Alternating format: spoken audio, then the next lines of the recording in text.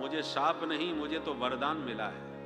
जो गंगा के किनारे आप जैसे संतों के सानिध्य में ये शरीर छूटेगा 7वें दिन। बस इतना बता दीजिए कि हम जैसे मरने वाले मनुष्यों को क्या करना चाहिए। परीक्षित ने यह प्रश्न पूछा ही था कि उसी वक्त साक्षात व्यासनंदन भगवान सुखदेव जी प्रकट हो गए। बोल सुखदेव भगवान की जय। तत्राभवत् भगवान व्यासपुत्र तत्राभवत् भगवान व्यासपुत्र तत्राभवत् भगवान व्यासपुत्र तत्राभवत् भगवान व्यासपुत्र यद्रक्षयागा मठ मानो नपेक्ष यद्रक्षयागा मठ मानो नपेक्ष अलक्षलिंगो निज लाभ तुष्टो अलक्षलिंगो निज लाभ तुष्टो प्रतश्च बालैरवधूत वेश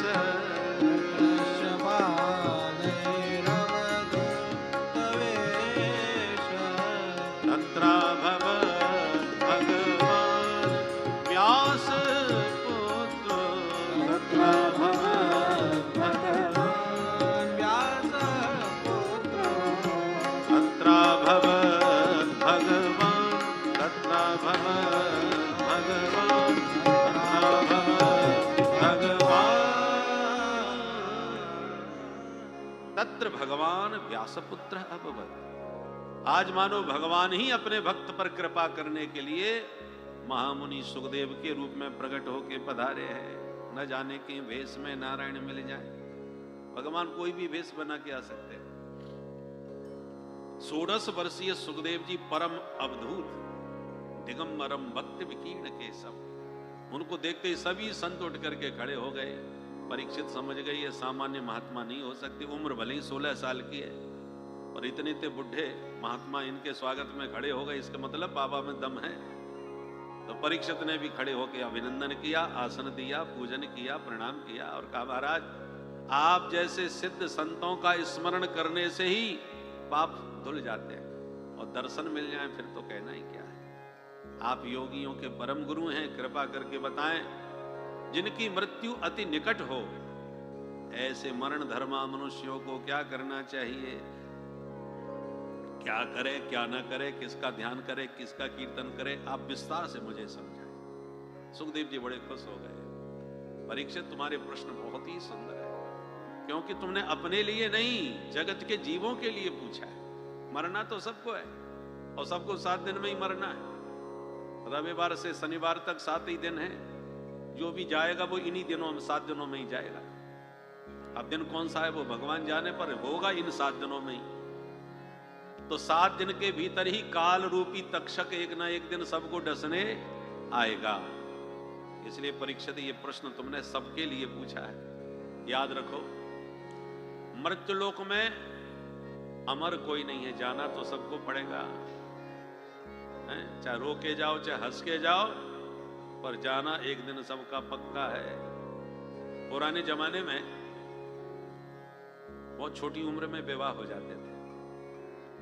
विवाह तो जल्दी हो जाते थे, पर गौना बहुत दिनों बाद होता था। गौना समझते हैं? दुरागमन। पहले तो शादी हो गई और कुछ साल के बाद फिर विदाई होती थी बेटी की, उसको गौना कहते थे। और असली विदाई बेटी की गौने में ही होती थी, तो परिवार रो रो के विदा करता था। जब ससुराल से लेने वाले आ जाते थे बेटी को, बहू को, तो रो रो करके, अब परिवार के लोग रो रहे हैं, वो बेचारी सज धज करके ससुराल जाने की तैयारी कर रहे हैं। अब सजने में माताओं को देर लगती है, तो जो लेने वाले हैं वो कहते हैं भाई जल्दी करो गाड़ी छूट जाएगी। पहले ये कार ज्यादा तो थी नहीं, गिनी चुनी बसें जाती थी, तो लोग जल्दी जल्दी करते थे, ले बउआ भाई जल्दी करो गाड़ी छूट जाएगी, ट्रेन छूट जाएगी। तो जो बेटी के विवाह की गति होती है, वही स्थिति हम सबके जीवन की है।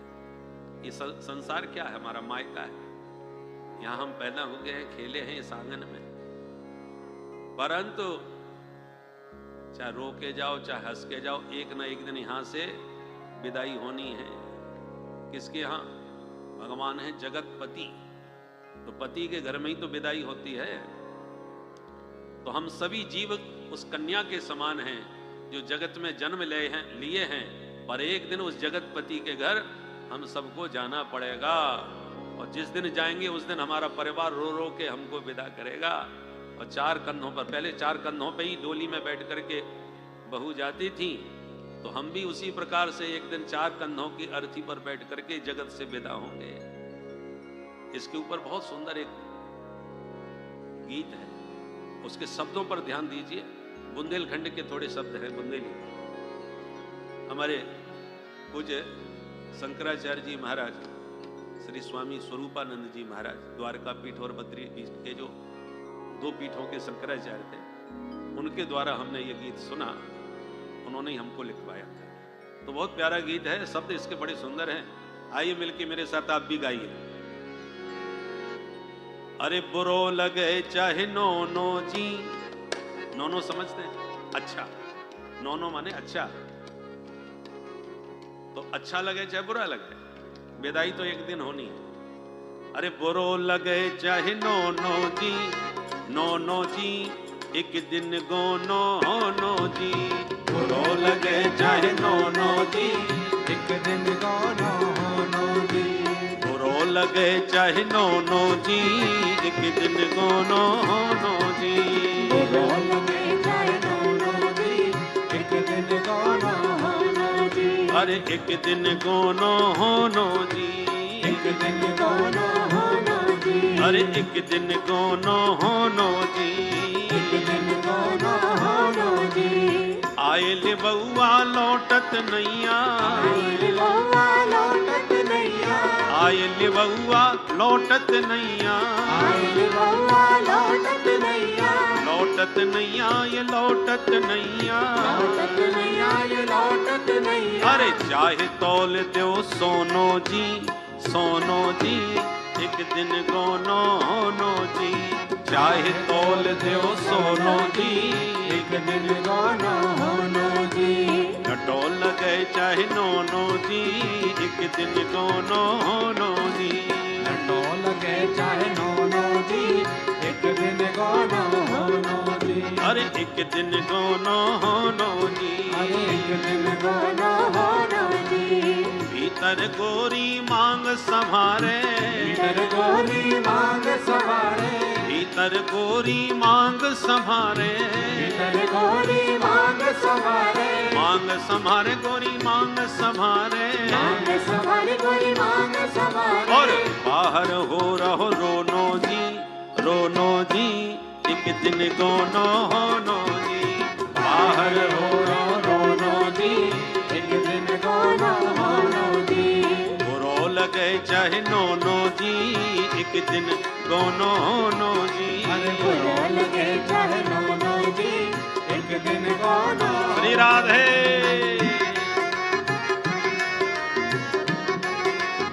जय हो।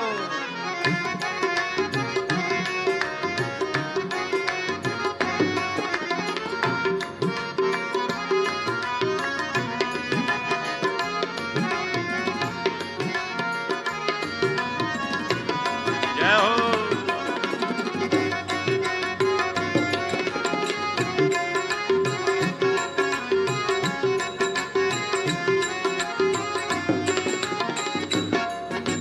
चार जने मिल खाट उठावे, चार जने मिल खाट उठावे। चार जने मिल खाट उठावे। चार जने मिल खाट उठावे। फिर ले चल होनो जी, होनो जी एक दिन गोनो होनो जी। ले चल होनो जी, एक दिन गोनो नो जी। बुरो लगे चाहे नोनो जी, एक दिन गोनो होनो जी। बुरो लगे चाहे गोनो जी, एक दिन गोनो नो जी। अरे एक दिन गोनो होनो जी, एक दिन गोनो होनो जी, अरे चाहे तोल दो सोनो जी, चाहे तोल दे सोनो जी, अरे ले चल होनो जी, ले चल होनो जी, चाहे बुरो लगे चाहे नोनो जी, बुरा लगे चाहे नोनो। बोल बंसी वारे की जय। तो अच्छा लगे चाहे बुरा लगे, चाहे रो के जाओ चाहे हंस के जाओ, पर एक ना एक दिन इस मायके से विदाई तो सबकी होनी पक्की है। यहाँ पर कोई परमानेंट नहीं रहता। हिरण्यकश्यपु रावण जैसे दिग्गज लोगों ने खूब कब्जा करने की कोशिश करी पर नहीं रह पाए, उनको भी जाना ही पड़ा। इसलिए परीक्षित तुम्हारा प्रश्न सार्वभौम है। क्रतो लोक हितम नृप। देखो परीक्षित, मौत से सभी को डर लगता है, बचने का एक ही उपाय है, माने मरना तो पड़ेगा पर मौत का डर खत्म हो जाए उसका एक उपाय है। क्या उपाय है? तस्मात् भारत सर्वात्मा भगवान ईश्वरो हरि, श्रोतव्यः कीर्तितव्यश्च स्मर्तव्यश्चेच्छता भयम्। हे परीक्षित, मौत के मालिक हैं माधव, मुरलीधर घनश्याम। मृत्यु इनकी दासी है, सेविका है, इनके इशारों पर चलती है। भगवान भागवत में कहते हैं मृत्युश्चरति मद भयात्, मौत मेरे भय से चलती है और मौत से हमको डर लगता है। तो जिससे डर लगता है उसके मालिक से जरा जान पहचान अपनी बना लो, वो अपने आप ही तुमसे डर के दूर हो जाएगा। बोलो राधे राधे। किसी के कुत्ते से आपको डर लगता है तो कुत्ते का जो मालिक है उसे जरा जान पहचान कर दो, वो एक फटकार में अपने कुत्ते को तुरंत शांत कर देगा। मालिक के इशारे पर चलता है कुत्ता, तो काटेगा उसी को जो मालिक से अपरिचित होगा। इसलिए मालिक माधव हैं, मुरलीधर माधव से अपना संबंध बना लो, ये मौत अपने आप तुमसे डर के भागेगी, तुम्हें मौत से डरने की जरूरत नहीं पड़ेगी। ध्रुव जी महाराज मृत्यु के सिर पर पैर रख करके गए थे भगवान के धाम को। मौत गिड़गिड़ा रही थी हाथ जोड़ करके कि प्रभु हमें स्वीकार कर लो। निवेदन करना पड़ा, भागवत में लिखा है। इसलिए भक्त मृत्यु से नहीं डरते, क्योंकि उनका मृत्यु के मालिक से नाता होता है। तो नाता जुड़े कैसे ये तो बताओ। संबंध बड़े लोगों से तो सभी जुड़ना चाहते हैं, पर हर व्यक्ति जुड़ नहीं सकता, उसका कोई तरीका होना चाहिए। सुखदेव जी कहते हैं सबसे पहले तो श्रोतव्यः, उनसे जुड़ने का पहला तरीका है पहले उनके बारे में सुनो। जिससे भी आप जुड़ना चाहते हो उसके बारे में पूरी जानकारी तुम्हें होनी चाहिए। उनका स्वभाव कैसा है, उनका प्रभाव कैसा है, वो क्या पसंद करते हैं, क्या नापसंद करते हैं। आपके यहाँ कोई मेहमान आता है तो आप सबसे पहले पूछते हैं क्या चलेगा, ठंडा गरम, जो उसको पसंद हो वो खिलाओ तो कुछ होगा।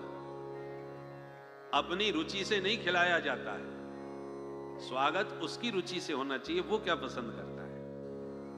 तुमने तमाम मिठाइयां 56 प्रकार की रख दी सामने के लीजिए और उसने हाथ जोड़ लिया, हमको डायबिटीज है भैया, हम चाख भी नहीं सकते। तुम्हारी मेहनत गई और उसका स्वाद गया। तो अगले को क्या पसंद है, तो भगवान से भी तो कभी पूछा करो। भगवान से जुड़ना चाहते हो तो पहले उनके मन को समझो, वो क्या पसंद करते हैं। भगवान ने अपनी पसंद बता दी, पसंद भी बताई और नापसंद भी बताई, हमको क्या पसंद है और क्या पसंद नहीं है। निर्मल मन जन सो मोहि पावा, निर्मल मन जन सो मोहि पावा, मोहि कपट छल छेद्र न भावा, मोहि कपट छल छेद्र न भावा, निर्मल मन जन सो मोहि पावा, निर्मल मन जन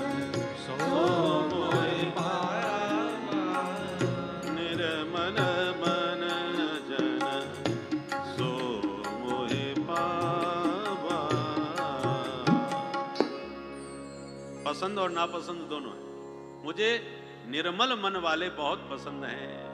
और पसंद क्या नहीं है? बोले छल कपट न भावा, ये हमको बिल्कुल पसंद नहीं है। अब आप अपने मन को टटोल के देख लो, क्या आप भगवान को जो पसंद है वो आपके पास है? निर्मल मन चाहिए, वो हमारे पास नहीं है। हमारे भीतर तो छल कपट भरा हुआ है, जो उनको बिल्कुल पसंद नहीं है। तो जो पसंद नहीं है वो तो हमारे पास है, और जो पसंद है वही नहीं है, तो भगवान कैसे प्रसन्न होंगे फिर? इसलिए पहले श्रोतव्य, इस श्रावण के मास में भगवान की महिमा को, कथा को, उनके स्वभाव को सुनो। सुनने से क्या होगा? बोले उनकी जानकारी मिलेगी तुम्हें, और जानने के बाद कीर्तितव्य, फिर उनके गुणानुवाद तुम भी दूसरों को सुनाओ। देखो, व्यक्ति जिसका दीवाना होता है हर बात पे उसी की चर्चा करता है, ये स्वभाव होता है। आप प्रभु के दीवाने बन जाओगे तो हर बात में, हर विषय पर उन्हीं की चर्चा करोगे। कीर्तितव्य, ये दूसरा काम है। और चौथा काम, बोले सुनने सुनाने वाला जब कोई कहीं ना नजर आवे, अकेले में हो, तो स्मरतव्य, तो केवल उनका स्मरण करो, उनका ध्यान करो। ध्यान कैसे किया जाता है? बोले ध्यान करने से पहले 4 बातों का अभ्यास होना चाहिए। जितासनो जित श्वासो जित संगो जितेंद्रियः, ये 4 बातें। पहले आसन सिद्ध करो, फिर पूरक कुंभक रेचक विधि से प्राणायाम के द्वारा श्वास पर संयम करो। उसके बाद संसार से असंग रहने का अभ्यास करो। असंग माने अनासक्त, किसी में आसक्ति ना हो। आ गया तो वेलकम, चला गया तो भीड़ कम। आपकी आसक्ति ना आने में ना जाने में। हम किसी के आने पर बहुत खुश हो रहे हैं, तो यदि किसी के आने पर आप खुश हो रहे हैं तो जाने पर आप उतने ही दुखी हो भी होंगे। और जिसके आने का कोई फर्क नहीं पड़ा, उसके जाने का भी कोई फर्क नहीं पड़ने वाला। यदि किसी के मरने का ही कष्ट होता, तो कितने लोग रोज मर रहे हैं, अखबारों में पढ़ रहे हैं, टेलीविजन में सुन रहे हैं, कोई कष्ट नहीं होता हमको। तो मर गए, इतने मर गए, वहां उतने मर गए। बात चाय पीते जाते हैं, अखबार में पढ़ते जाते हैं, गपशप भी करते जाते हैं, अरे पता है एक्सीडेंट हो गया, इतने मर गए, 200 मरे हैं। दूसरा कहता है नहीं नहीं मरे तो 500 होंगे, कम लिखे। आराम से चर्चा होती है, मरने का कोई दर्द कहीं से भी अनुभव नहीं होता। और इतने में टेलीफोन की घंटी बजी, मोबाइल में संदेश आया कि भाई तुम्हारे बड़े भैया भी गए थे उसी ट्रेन में जिसका एक्सीडेंट हुआ है, उनके बारे में कुछ खबर मिली। बस वही हाहाकार मचना चालू हो गया। तो जब मेरा कोई खत्म होता है तभी कष्ट होता है, बाकी तो दुनिया मरे हमको कोई फर्क नहीं पड़ता। मैं और मोर तोर तय माया, माया के यही बंधन है, इसलिए अनासक्त रहो। मेरा यद है तो केवल मेरे प्रभु हैं, बाकी तो सब व्यवहार के आ रहे हैं जा रहे हैं। एक दिन हम सब लोगों को विदा कर रहे हैं, एक दिन हमको भी विदाई लोग कर देंगे। परमानेंट तो कोई नहीं है। इसको कहते असंगता। नारियल 2 प्रकार के होते ना, पानी का और सूखा। सूखा नारियल बचता है, फोड़ दो तो गोला निकल के अलग हो जाता है। नारियल फूट गया, गोला निकल गया। और जो पानी का कच्चा नारियल होता है उसे फोड़ो तो गोला संग में ही फूटता है, क्योंकि वो बिल्कुल चिपका हुआ है। तो दोनों गोले नारियल के भीतर हैं, पर एक भीतर ही भीतर अलग हो गया और एक भीतर होते हुए उसमें चिपका हुआ है। तो जो चिपका हुआ है वही फूटता है, और जो अनासक्त है वो नारियल के फूटने पर भी उस पर कोई प्रभाव नहीं पड़ता, वो निकल के बाहर अलग हो जाता है। उसी प्रकार जो संसार में साधु संत रहते हैं वो सूखे नारियल की तरह होते हैं, रहते संसार में ही हैं और व्यवहार भी सबसे करते हैं, पर अटैचमेंट किसी से नहीं। पर जिनका बहुत ज्यादा व्यवहार करते करते आसक्ति जिनमें, बेटा में, पत्नी में, परिवार में, तो उसके मरने पर वो भी टूट जाते हैं। भाई उनकी पत्नी चली गई तो उनके वियोग में बेचारे 2 महीने बाद वो भी चले गए, टूट गए बिल्कुल। इसका मतलब क्या है? हम संसार में जिससे भी मिलते हैं इतने चिपक जाते हैं कि उसके टूटने पर हम भी टूट जाते हैं, जबकि ये जानते हैं एक ना एक दिन सबको छूटना टूटना है, कोई पहले जाए कोई बाद में जाए। इसलिए अनासक्त संसार से रहकर आसक्ति करनी है तो गोविंद से करो, क्योंकि वो कभी छूटने वाले नहीं है। इसलिए मेरा यदि कोई है केवल प्रभु हैं। ठाकुर हमरे अवध बिहारी, हम हैं अवध बिहारी के। ठाकुर हमरे अवध बिहारी, हम हैं अवध बिहारी के। ठाकुर हमरे अवध बिहारी, हमरे अवध बिहारी के।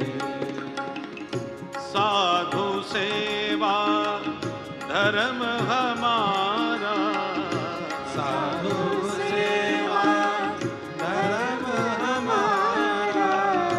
कामन दुनिया दारी से हमें, कामन दुनिया दारी से।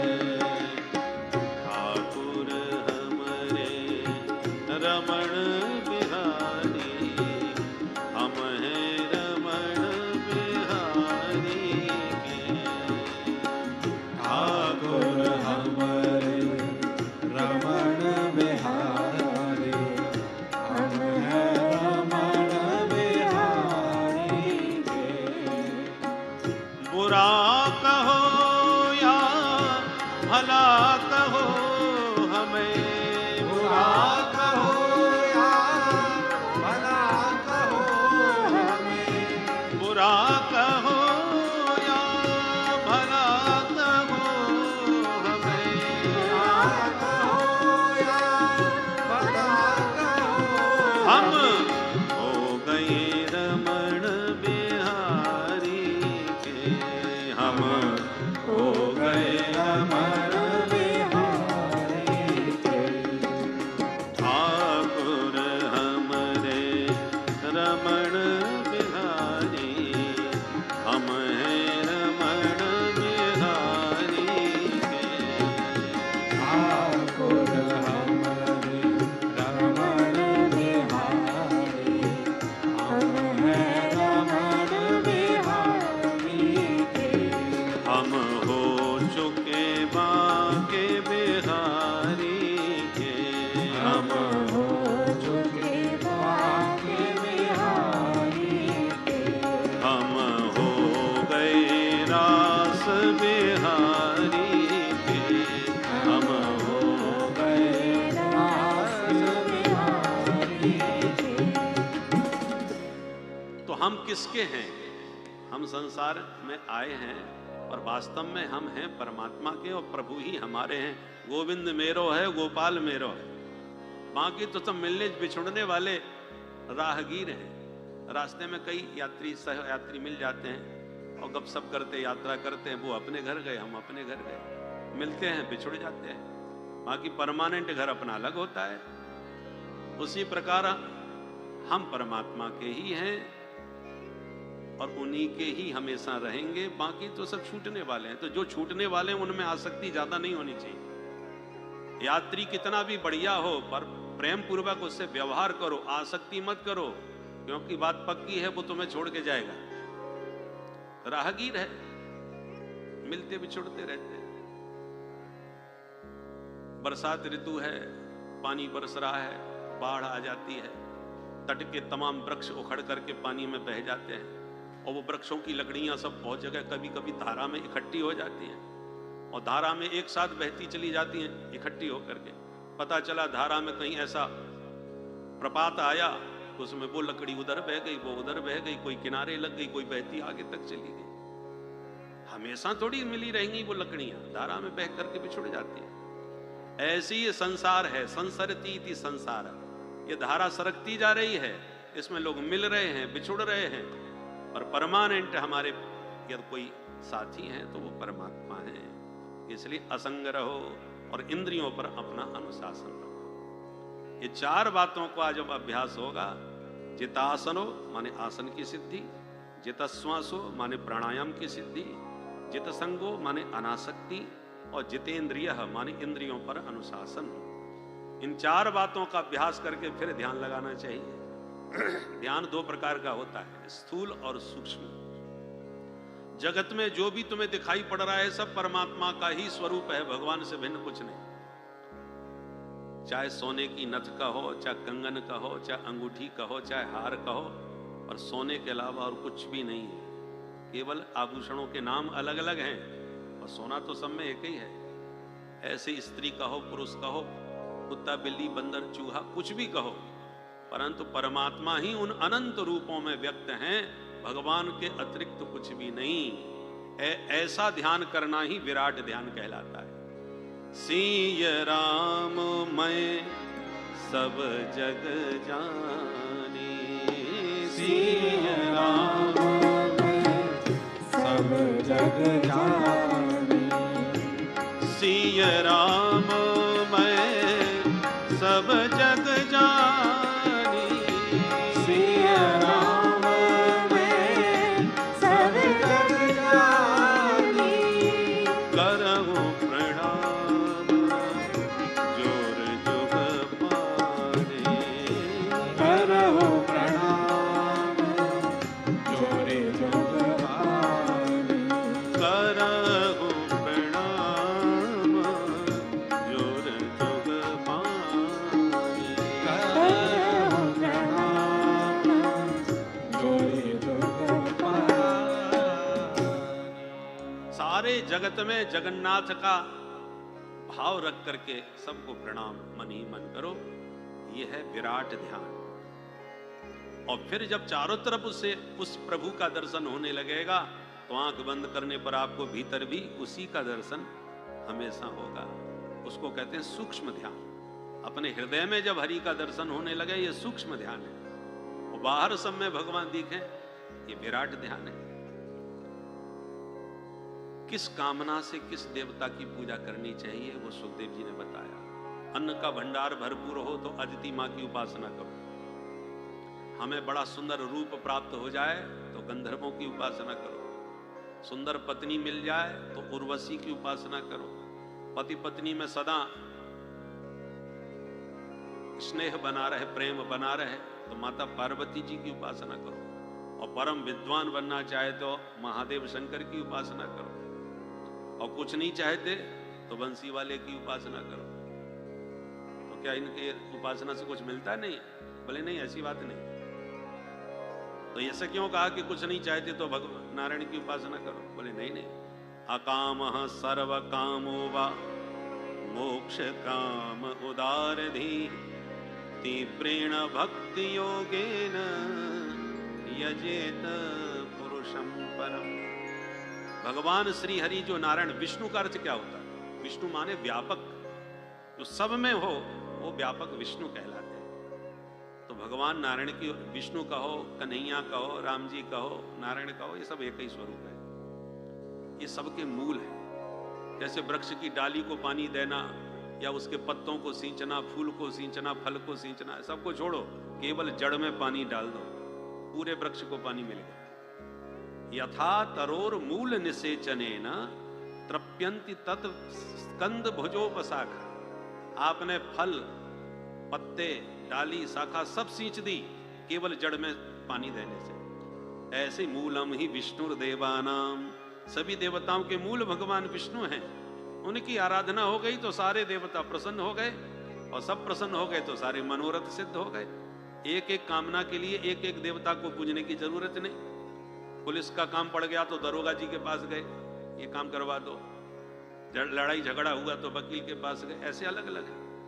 और जो प्रधानमंत्री राष्ट्रपति से डायरेक्ट पहुंच गया, मिल गया, उसे फिर अलग अलग विभाग में जाने की कोई जरूरत नहीं, सारे काम वहीं बैठे बैठे हो जाएंगे एक ही जगह से, एक ही साधे सब सधे।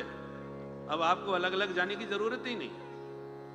इसलिए भगवान हरि की उपासना करने से सकल मनोरथों की सिद्धि हो जाती है, क्योंकि सबके मूल है। अच्छा महाराज, तो ये बताओ भगवान ने ये संसार बनाया कैसे? तब सुखदेव जी को याद आई, कथा तो प्रारंभ कर दी हमने कहना, पर मंगलाचरण नहीं किया अभी। तो सुखदेव जी अब मंगलाचरण कर रहे हैं। तपस्विनो दानपरा यशस्विनो मनस्विनो मंत्रविद सुमंगला क्षेमं न विन्दन्ति विना यदर्पणम् तस्मै सुभद्रस्रवसे नमो नमः।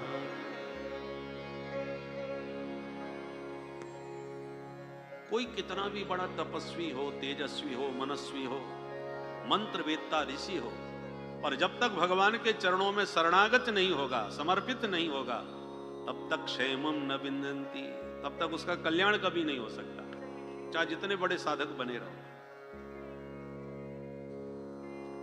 जैसे शून्य में, जीरो में बड़ी शक्ति होती है, परंतु कब? जब किसी अंक के साथ जुड़ जाती है। 1 से 9 तक अंक है, कोई भी एक अंक, एक संख्या एक ही है, और शून्य लगा दो तो 10 हो गई, दूसरा शून्य लगाया 100 हो गई। प्रत्येक शून्य के साथ वो संख्या डायरेक्ट 10 गुना आगे बढ़ जाती है। अब शून्य को अपने पावर का ज्ञान होगा कि बारे आज हमने अरबों खरबों में संख्या को पहुंचा दिया, हमारी दम देखो। तो लड़ाई हो गई, मैं बड़ा, झगड़ा ज्यादा बढ़ा, तो आदि में खड़ा एक अंक बोल पड़ा, भैया आप ही बने रहो, हम तो ये चले, हमें झगड़ा पसंद नहीं। और आदि में खड़ा हुआ अंक खिसक गया। अब बोलो कितना बचा? शून्य बटा सन्नाटा, कुछ नहीं। शून्य में शक्ति है, किंतु कब? जब अंक के साथ जुड़ जाए तब। अंक के बिना सब बेकार। राम नाम को अंक है, भगवान की कृपा जो है यही अंक है। राम नाम को अंक है, सब साधन है शून्य। अंक गए कछु हाथ ना, अंक रहे 10 गुण। अंक गए कछु हाथ ना, कुछ हाथ नहीं लगेगा। और जब अंक के साथ जुड़ जाएंगे तो वही संख्या 10 गुना आगे बढ़ जाएगी। इसलिए साधन सब करो, और भगवान की कृपा के अंक के साथ जुड़ करके करो। हर साधन जो करोगे वो 10 गुना आगे बढ़ता जाएगा। केवल एक मन में धारणा बना के रखो, मेरा आपकी कृपा से सब काम हो रहा है। मेरा आपकी कृपा से सब काम हो रहा है। करते हो तुम कन्हैया, करते हो तुम कन्हैया, मेरा नाम हो रहा है। मेरा आपकी कृपा से सब काम हो रहा है। बस यही धारणा सुदृढ़ बनी रहे हृदय में कि मैं कुछ नहीं कर रहा प्रभु, सब आप ही मेरे से करवा रहे हो, तो आपके भीतर कभी अभिमान पैदा हो ही नहीं सकता। तो सुखदेव जी भगवान का स्मरण करते हैं, ध्यान करते हैं, फिर कहते हैं परीक्षित, यही प्रश्न एक बार नारद जी ने अपने पूज्य पिता ब्रह्मा जी से पूछा था। ब्रह्मा जी ध्यान में बैठे थे, तो नारद जी ने प्रणाम करके ध्यान भंग होने के बाद पिताजी से पूछा, पिताजी ये सारा संसार तो आप ही बनाते हो? बोले हाँ। तो फिर ध्यान किसका लगाते हो? आपके ऊपर कौन है? तब ब्रह्मा जी ने मुस्कुरा के कहा, बेटा देखो,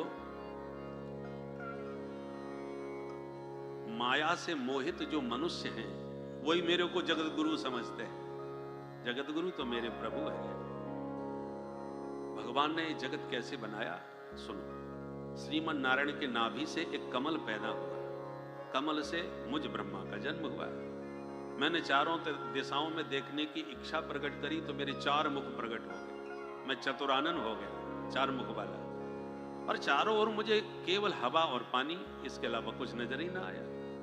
तो मेरे भीतर जिज्ञासा जगी, को हम, मैं कौन हूं? तो मेरे कान में 2 अक्षर टकराए, तप, तपस्या।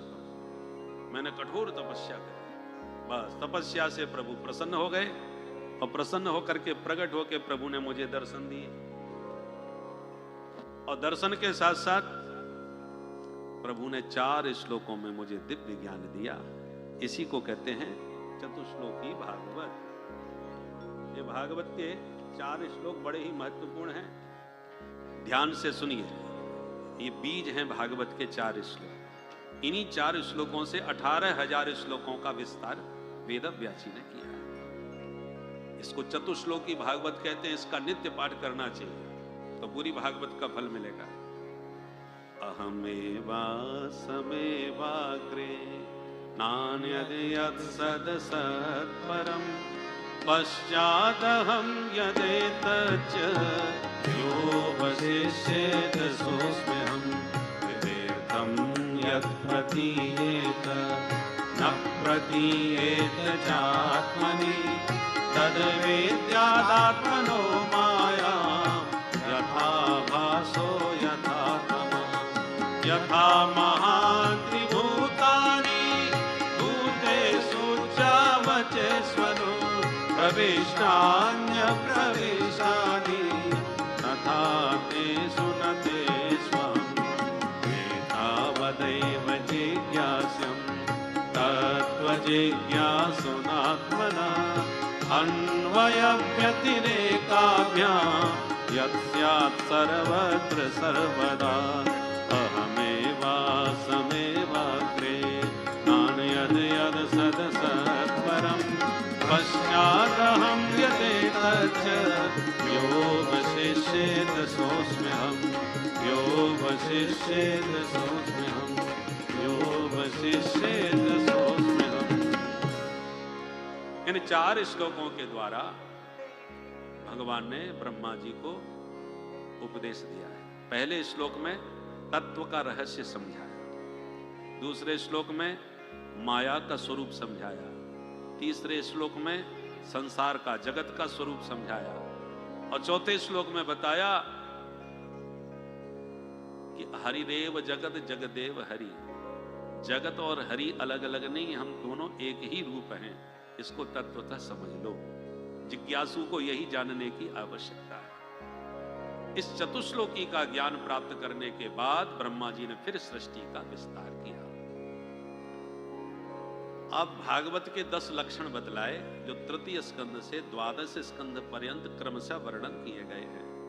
सबसे पहले तृतीय स्कंद में सर्ग का वर्णन है। सर्ग माने सृष्टि। पहले विदुर जी का चरित्र सुनाया कि विदुर जी ने धृतराष्ट्र को समझाने की कोशिश करी और स्पष्ट कह दिया कि दुर्योधन जो आपका बेटा है उसके प्रति मोह आपका इतना बढ़ चुका है कि पुत्र के मोह में आप राष्ट्र को भयंकर संकट में डाल रहे हो। महाराज, मेरी प्रार्थना है राष्ट्र हित के लिए पुत्र का परित्याग करना पड़े तो त्याग दीजिए, पर एक बेटे के चक्कर में राष्ट्र को संकट पर मत डालिए। और इसका नाम ही है धृतराष्ट्र। राष्ट्र को पकड़े बैठा है, जकड़े बैठा है। मुझे मिले या मेरे बेटे को मिला, मैं और किसी को ये राष्ट्र नहीं देने वाला। मेरा बेटा भले ही पप्पू हो और पीएम तो वही बनेगा, दूसरे को बनने नहीं दूंगा। बोलो राधे राधे। और किसी को दे नहीं सकता। इसका नाम है धृतराष्ट्र।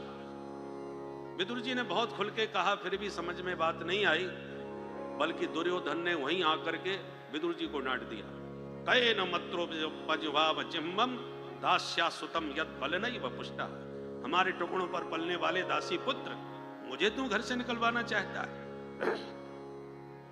और धृतराष्ट्र फिर भी कुछ नहीं बोले तो विदुर जी समझ गए अब हमारी यहाँ इज्जत नहीं है तो अब रहना भी नहीं। दुर्योधन तू हमको क्या निकालेगा, हम ही तुझे त्याग करके जा रहे हैं। विदुर जी चले तीर्थ यात्रा करते करते बहुत दिनों बाद जमुना के तट पर अचानक उद्धव जी से भेंट हुई तो पता चला कि महाभारत संपन्न हो गया, सारे कौरव मारे गए और द्वारकाधीश भी लीला संवरण करके अपने धाम को चले गए।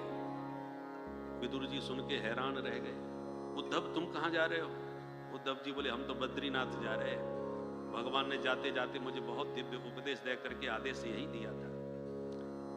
विदुर जी बोले कौन सा उपदेश दिया, हमको भी सुनाओ भाई। उद्धव जी बोले तुम सुनना चाहते हो तो मैत्री मुनि के पास जाओ, हरिद्वार में मिल जाएंगे। बस विदुर जी सीधे हरिद्वार में मैत्री मुनि के पास पहुंचे और यहीं से विदुर मैत्री संवाद प्रारंभ हुआ। विदुर जी ने सृष्टि के बारे में मैत्रेय जी से पूछा। तब यही सृष्टि रहस्य जो अभी आपने सुना मैत्रेय जी ने विदुर जी को समझाया और कहा कि भगवान नारायण के नाभि से कमल से ब्रह्मा जी का जब जन्म हुआ तो ब्रह्मा जी ने तपस्या करके चतुश्लोकी का उपदेश सुनने के बाद सबसे पहले संकल्प पूर्वक 4 ऋषियों को प्रकट किया, सनक, सनंदन, सनातन, सनत। चारों से कहा तुम भी सृष्टि करो, तो चारों ने मना कर दिया। ब्रह्मा जी को क्रोध आ गया तो ब्रह्मा जी का कोप ही उनकी भ्रकुटी से एक बालक बन के प्रकट हो गया और बड़ी जोर से बालक रोता हुआ बोला, मुझे नाम दो और काम दो। ब्रह्मा जी बोले, तुम रोते बहुत भयंकर हो भाई, इसलिए तुम्हारा नाम है रुद्र। वे रुद्र साक्षात महादेव हैं। बोल शंकर भगवान की जय। नाम दे दिया, अब काम भी दो। बोले, इस समय काम सृष्टि के विस्तार का है, तुम करोगे? बोले, बिल्कुल कर देंगे। तो बोले बाबा ने भूत प्रेत डाकिनी पिशाचिनी तमाम पैदा कर डाली। ब्रह्मा जी बोले, बस बस हो गई सृष्टि, तुम शांति से भजन करो भैया, तुम्हारी बस की बात नहीं। तो अब की बार ब्रह्मा जी ने 10 ऋषियों को प्रकट किया, मरीचि, अत्रि, अंगिरा, पुलस्त, पुलह, क्रतु, भृगु, वशिष्ठ, दक्ष और देवर्षि नारद। और वाणी से भगवती सरस्वती को, छाया से कर्दम ऋषि को जन्म दिया। परंतु अब की बार ब्रह्मा जी ने वाम अंग से एक कन्या और दक्षिण अंग से एक पुरुष को जन्म दिया। उनका नाम हुआ मनु शतरूपा। ब्रह्मा जी बोले, अब तुम दोनों मिलकर के मैथुन सृष्टि का विस्तार करो। स्त्री पुरुष के संयोग से जो सृजन हुआ वो मनु शतरूपा से प्रारंभ हुआ।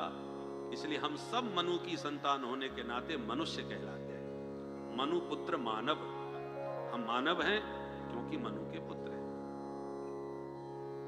अब मनु शतरूपा से सबसे पहले 5 संतान हुई, उनमें 3 बेटी और 2 बेटा। बेटा है प्रियव्रत और उत्तानपाद, बेटियां हुई आकुति, देवभूति और प्रसूति। एक दिन ब्रह्मा जी के पास मनु महाराज ने जाके प्रार्थना करी, महाराज ये बहुत बड़ी समस्या है। क्या? एक बड़ा भयानक दैत्य आया जो धरती को ही रसातल में ले गया, हिरण्याक्ष। उससे कैसे, जब तक पृथ्वी का उद्धार नहीं होगा सृष्टि कैसे टिकेगी? तो ब्रह्मा जी ने भगवान का ध्यान किया, ध्यान करती बड़ी जोर की छींक आई और छींकते ही उनकी नासिका रंध्र से भगवान एक वराह रूप धारण करके प्रकट हो गए। बोल वराह भगवान की जय। जल में प्रविष्ट होकर के भगवान ने हिरण्याक्ष का वध किया और पृथ्वी का, भूमि का उद्धार हुआ। तब सृष्टि का धरती पर विस्तार हुआ। सबसे पहले बेटियों का वंश बतलाए। मनु महाराज की जो 3 बेटियां थी उनमें मझली बेटी थी देवहूति, जिनका विवाह कर्दम मुनि से हुआ। कर्दम जी ने कामक विमान में बैठ करके दिव्य सुख भोगे और समय पाकर के 9 बेटियों को जन्म मिला। और 10वीं संतति के रूप में साक्षात भगवान कपिल रूप में प्रकट हो गए। बोल कपिल भगवान की।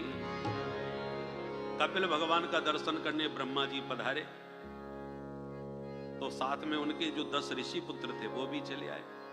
नारद जी बचपन से घुमक्कड़ थे, कहीं घूमने निकल गए थे, बाकी 9 ऋषि आ गए कपिल जी का दर्शन करने। तो कर्दम जी ने ब्रह्मा जी से कहा, महाराज मेरे घर में 9 बेटी, आपके साथ में 9 बेटा, बढ़िया जोड़ा बनेगा, ना आपको कहीं बहू ढूंढनी पड़ेगी ना हमको कहीं दमाद।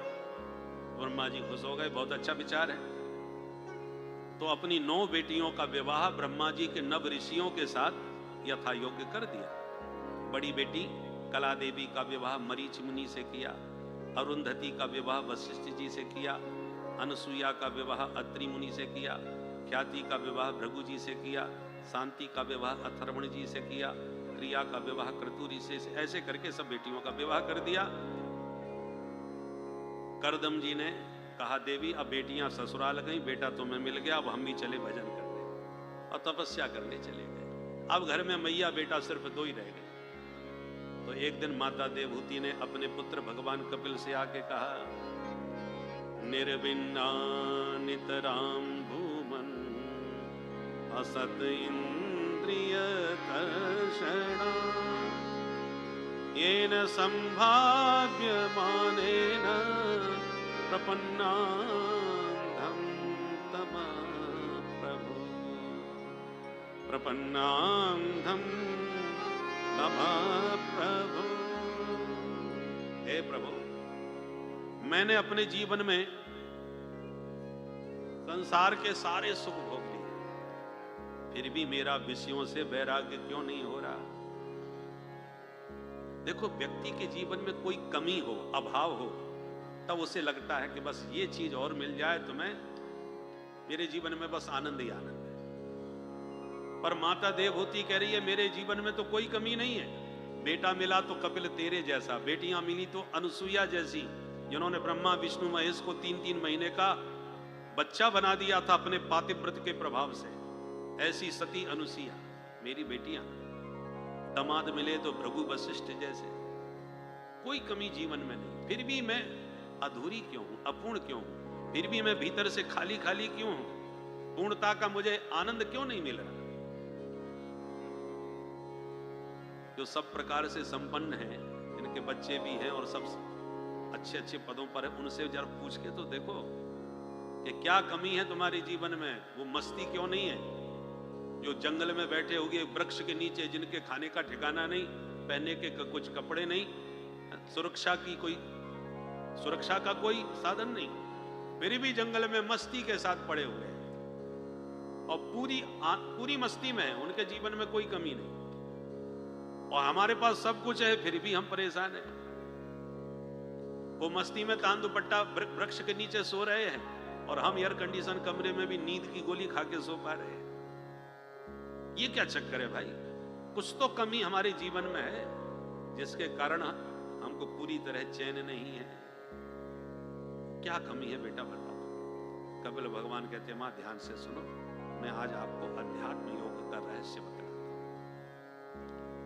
कपिल भगवान कहते हैं, माता जी, ये जितने भी विषय हैं, इंद्रियां अपने विषयों का आहार करती हैं। आंखों को रूप चाहिए, देखना बढ़िया सुंदरता देखते हैं। कानों को मधुर संगीत चाहिए, जीवा को स्वादिष्ट व्यंजन चाहिए, त्वचा को कोमल स्पर्श चाहिए, नासिका को बढ़िया खुशबू चाहिए। ये सब इंद्रियों के विषय हैं। आप जीवन भर इन इंद्रियों को परिपूर्ण विषय दीजिए, फिर भी ये कभी तृप्त होने वाली नहीं। इनकी मांग हमेशा बनी रहती है। ये मिल गया तो ये और मिल जाए। रावण को क्या कमी थी बताओ? सुर नाग मुनि गंधर्व कन्या रूप मुनि मन मोहई। सुंदरकांड में देखिए, रावण की सेवा में देव कन्या, यक्ष कन्या, मनुष्यों की तो छोड़ दीजिए, संसार की जितनी विश्व सुंदरियां होती थी, जिस जाति में, जिस वर्ण में, वो सब रावण हरण करके अपनी सेवा में ले आता था। विश्व की समस्त सुंदरियां रावण की सेवा में हाथ जोड़ के खड़ी रहती थी। साधारण सुंदरी नहीं, रूप मुनि मन मोहई। बड़े बड़े त्यागी वैरागी महात्माओं का मन मोहने वाली सुंदरियां रावण की दासी बनी बैठी थी। क्या फिर भी सुंदरता से उसका मन तृप्त हुआ? नहीं, फिर भी जानकी जी का हरण करने के लिए पहुंच गया। जहां सूपन खान ने जानकी जी की सुंदरता का बखान किया, पागल हो गया और किशोरी जी का हरण करके ले गया। आप इससे समझ जाइए कि कितनी भी परम सुंदरियां आपकी दासी बन के 24 घंटे सेवा में खड़ी हों, फिर भी आप सुंदरता से तृप्त नहीं हो सकते। एक राजा ने जनता के बीच घोषणा करी, मेरे बकरे का जो पेट भर देगा उसे मुंह मांगी इनाम मिलेगी। तो बकरे का पेट भरने में क्या लगता है? लोग ले गए, हरी घास खिलाए, शाम को लाके दिखाए, महाराज पेट भर दिया, दिन भर चराया है। जब राजा ने कहा मैं परीक्षा लूंगा, हरी घास भीतर से लाके रखी तो बकरा तो चालू हो गया, उसको भी खाने लगा। बोले अभी तो अतृप्त है, खा रहा है भैया, पेट कहां भरा है? पेट भरा होता तो नहीं खाता। प्रतिदिन व्यक्ति आवे, चरावे और परीक्षा के समय फेल हो जावे। एक महात्मा बोले हम चराएंगे, तुम्हारे बकरे का पेट भरेंगे। बोले ले जाओ। तो बाबा जी ले गए और हरी घास में बकरे को रस्सी से बांध के खड़ा कर दिया और 5 हाथ का डंडा हाथ में लिया और बकरी ने जैसी घास में मुंह मारा तो 2 डंडा पीठ पर फटकारा और दिन भर यही सिलसिला चला। सुबह से शाम तक जितनी बार उसने घास में मुंह मारा, उतनी बार उसमें डंडा मारा। वो बेचारा इतना डर गया कि अब घास को सूंघना भी छोड़ गया। शाम को लाके राजा से कहा पेट भर दिया। बोले आज तो बेचारे की एक एक हड्डी दिख रही। बोले आपको इससे क्या लेना देना, परीक्षा लेके देख लो। राजा ने हरी हरी घास लाके उसके सामने रखी। बकरे ने देखा बाबा जी 5 हाथ का डंडा लिए पीछे खड़ा है, तो तुरंत मुंह फेर लिया। राजा बार बार मुंह की तरफ घास ले जावे, बकरा बार बार मुंह फेर ले। राजा ने कहा, हाँ आज इसका पेट पूरी तरह भर गया, हमारी घास को सूंघ भी नहीं रहा है। उसी प्रकार ये जो मन है ये बकरे से कम नहीं है। आप इसको कितना भी संसार का सर्वोच्च सुख दे दो, इसका मन, ये हमारा मन कभी भरने वाला नहीं। हमेशा ये मिल गया तो ये और मिल जाए, ऐसा और हो जाए, हमेशा खाली रहता है। एक ही उपाय है इसको भरने का, इस मन में अपने मनमोहन को बैठा लो। भगवान ही इसको परिपूर्ण कर सकते हैं, क्योंकि वो ही परिपूर्ण है। पूर्णमदः पूर्णमिदं पूर्णात् पूर्णमुदच्यते पूर्णस्य पूर्णमादाय पूर्णमेवावशिष्यते। परिपूर्ण केवल परमात्मा है, बाकी सब अपूर्ण है, अधूरा है।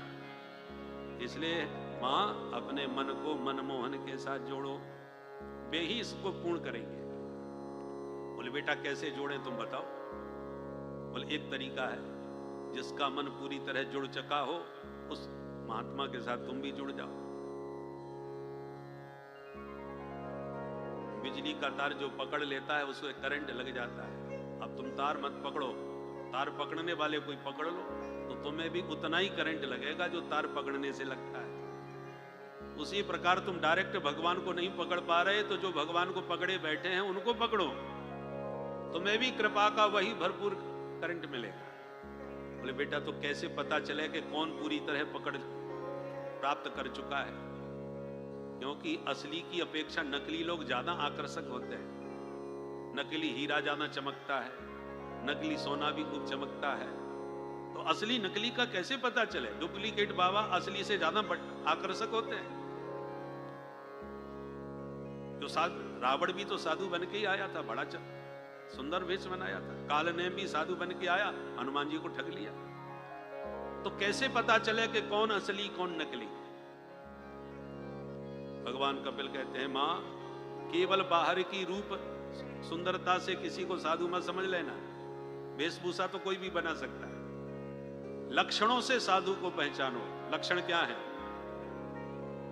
तितिक्षवः कारुणिकाः सुहृदः सर्वदेहिनां अजातशत्रवः शान्ताः साधवः साधुभूषणाः। तितिक्षु होते हैं। तितिक्षु माने द्वंद्वों को सहन करने वाला। उसका अपमान कर दो तो भी खुश, सम्मान कर दो तो भी खुश। जो अवधूत संत होते हैं उनको आप माला पहनाओ, आरती करो, चरण धुलाओ, कोई फर्क नहीं, अपनी मस्ती में। और तुम बाबा की बेइज्जती करके धक्का मार के भगा दो, जा बाबा फूट यहां से, चले यहां से, पागल कहीं का कहां से चला आया, तो भी उन्हें कोई फर्क नहीं पड़ रहा। दोनों स्थिति जिसके लिए समान। यदि आप सम्मान पा करके बहुत गदगद हो रहे हैं तो निश्चित रूप से अपमान मिलने पर आप मुरझा जाएंगे। और सम्मान पाकर के आपको चित्त पर इसका कोई प्रभाव नहीं पड़ रहा, कितना भी कोई आपका आदर सम्मान करे, प्रशंसा से कोई फर्क नहीं पड़ा, तो अपमान की बातों से भी आपको कोई फर्क नहीं पड़ेगा। तो पहले सम्मान पचाना भी सीखो, तभी अपमान भी पचा पाओगे। हम सम्मान में भूल जाते हैं तो अपमान में मुरझा जाते हैं। साधु दोनों में समान रहता है, इसलिए तितिक्षु कहलाता है।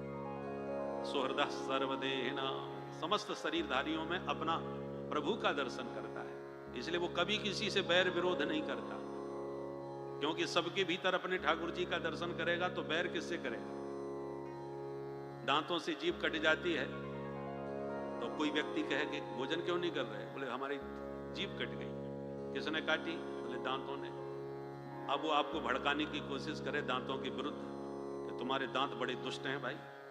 एक प्यारी कोमल सी सुकुमारी जिह्वा और ये 32 संख्या में बहुसंख्यक घोर के उसके घेर करके खड़े हैं, और जहां मौका मिला नहीं कि उस बेचारी पर हमला किया नहीं। आप बोले भाई साहब आप बिल्कुल ठीक कह रहे हो, 5 बार पहले भी ऐसी कट चुकी है। अच्छा, इसका मतलब इस बेचारी पर बहुत दिनों से ही अत्याचार हो रहा है, उखाड़ के फेंक दो इन दांतों को। कितना भी जोशीला भाषण दिया जाए तो क्या दांतों पर क्रोध आ जाएगा? 50 बार भी जीभ कट गई हो दांतों से, तब भी किसी ने एक दांत भी कभी तोड़ा है? कोई नहीं तोड़ता, क्योंकि सबको विवेक है कि जीभ के कटने का दर्द तो भोग ही रहे हैं, दांत तोड़ेंगे तब भी दर्द हमको ही होना है, किसी दूसरे को दर्द थोड़ी होगा, क्योंकि दांत भी कितने दुष्ट सही हैं तो हमारे। तो जिह्वाम क्वचित संदसती तो ददविहि तद वेदनायाम कतमाय कुप्पे। तो जो ज्ञान हमें शरीर में है, यही ज्ञान साधु को पूरे संसार में हो जाता है कि कोई सज्जन है, कोई दुर्जन है, कोई पढ़े लिखे हैं, कोई अनपढ़ हैं, परंतु हैं तो सब भगवान के ही। सिया राम मैं सब जग जानी। जब सारा संसार मेरे प्रभु का स्वरूप है तो मैं बैर करूं तो किससे करूं? ये विवेक संतों के पास होता है, इसलिए वो कभी किसी का अहित नहीं सोच सकते। साधु से हो ये न कारज हानि, साधु कभी किसी को हानि नहीं पहुंचाता। ऐसे साधुओं को पहचानो और फिर वे साधु मिलने बड़े दुर्लभ हैं, जल्दी मिलेंगे नहीं, खोजना पड़ेगा। जिन खोजा तिन पाइए। खोज लोगे, अरे भाई बेटी का हाथ जब किसी के हाथ में सौंपना होता है तो हम कितना खोजबीन करते हैं कि दामाद कैसा होना चाहिए, कितना पढ़ा लिखा है, कौन से खानदान का है, सब ढूंढ ढांड के तब बेटी का विवाह करके उसको हाथ सौंपते हैं। ऐसी सदगुरु को भी खोजो। आप अपने जीवन की बागडोर जिसको सौंप रहे हो उसके बारे में आपको जानकारी होनी चाहिए। ऐसा नहीं कि जहां कोई समझ में आया बस कान फुका लिया गुरुजी बन गए, ऐसे नहीं। गलियन गलियन गुरु फिरे हमसे दीक्षा ले, स्वर्ग जाओ चाहे नरक में, धोती रुपया दे। ऐसे गुरु बहुत घूम रहे हैं। तो ऐसे गुरुओं को चेला भी वैसे ही मिलते हैं। भलो भयो गुरु चल बस्यो, चेलन पड़ गई चैन, छठे महीना आम तो धोती रुपया लेन। तो लोभी गुरु लालची चेला, दोनों नरक में ठेलम ठेला।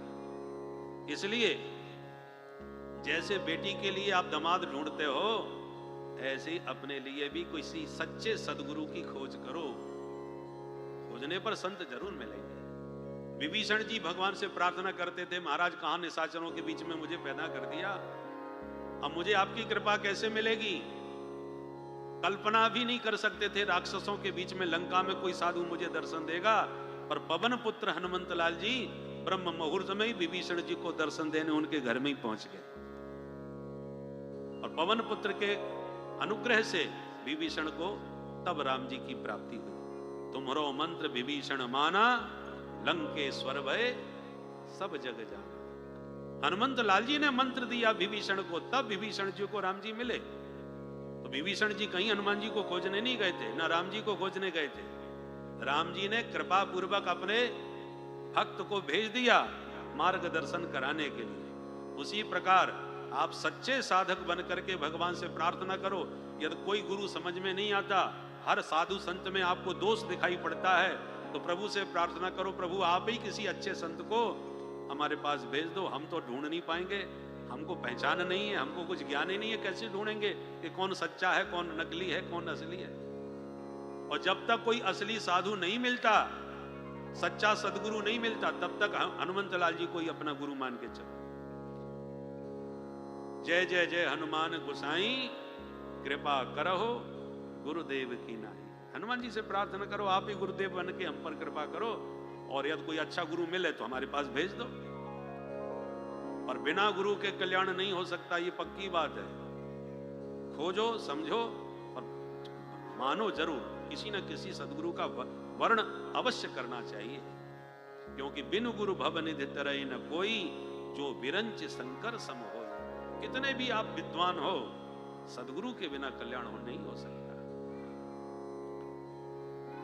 बहुत दिव्य उपदेश कपिल भगवान ने दिया है। अष्टांग योग का रहस्य बतलाया। अष्टांग योग, यम, नियम, आसन, प्राणायाम, प्रत्याहार, धारणा, ध्यान और समाधि। योग के 8 अंग हैं जो कपिल भगवान ने माता देवहूति को बताए।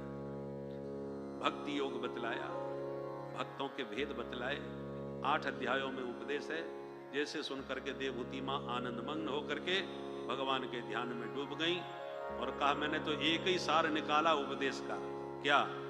अहो बतस्व बचो तो गरिया, यज्हुवाग्रे वर्तते नाम तुभ्यम, भगवान का पवित्र नाम जिसकी वाणी पर है, भगवान का नाम संकीर्तन जो प्रतिदिन करता है, उसने सारी तपस्या कर ली, उसने तमाम यज्ञ कर लिए, उसने सारे तीर्थों में स्नान कर लिया, क्योंकि कलयुग में हरि नाम ही सर्वोपरि है। हरेर नामैव केवलम, और कुछ नहीं कर सकते हम, पर भगवान के नाम जपने में कोई परेशानी नहीं। भले ही 5 मिनट नियम से जपो, 15 मिनट, 20 मिनट, जितना समय मिले, नियम बना करके जो नाम भगवान का प्रिय लगता हो, या तो सदगुरु से मिला हो तो कहना ही क्या है, ना मिला हो तो नाम तो भगवान के हजारों हैं, गोपाल सहस्त्रनाम, विष्णु सहस्त्रनाम, हजारों नाम है। जो नाम आपको प्रिय लगता हो उसी नाम का प्रतिदिन संकीर्तन नियम पूर्वक करना प्रारंभ कर दो। आपके जीवन के जितने कलमश हैं अपने आप साफ हो जाएंगे। चित्त जितना शुद्ध होगा उतना ही उसमें सत्व का प्रवेश होगा, सत्व गुण की वृद्धि होगी। देखो भाई, बच्चे को स्कूल जाने का मन नहीं होता, उसको पुचकार के समझा के भेजना पड़ता है, कभी डांटना भी पड़ता है, परंतु धीरे धीरे जब उसको शिक्षा समझ में आने लगती है तो अपने आप ही अपना बैग लेके तैयार होकर भागने लगता है। संगीत में सीखने जाओ तो सारे गामा में मूड ही नहीं लगता कि कौन इसको गाता रहे, बढ़िया भजन सिखा दो। पर जिस दिन सरगम समझ में आने लग जाएगी उस दिन सरगम के अलावा कुछ अच्छे ही नहीं लगेगा, पर उसमें गति होने में बहुत समय लगता है, एक एक स्वर को साधने में बहुत समय लग जाता है, पर स्वर समझ में आ जाए तो आपको स्वर में ही ईश्वर का दर्शन होने लग जाएगा। हर चीज में समय लगता है। ऐसी नियम से जब नाम जप करोगे तो पहले मन नहीं लगेगा कि राम राम जपने से क्या होगा, सब लोग यही करते हैं, यही कहते हैं, पर जब नियम से आप करना चालू करोगे तो नाम की शक्ति आपके चित्त को शुद्ध करेगी, और ज्यों-ज्यों चित्त आपका शुद्ध होता चला जाएगा त्यों-त्यों उसमें भगवान का प्रेम प्रकट होता चला जाएगा।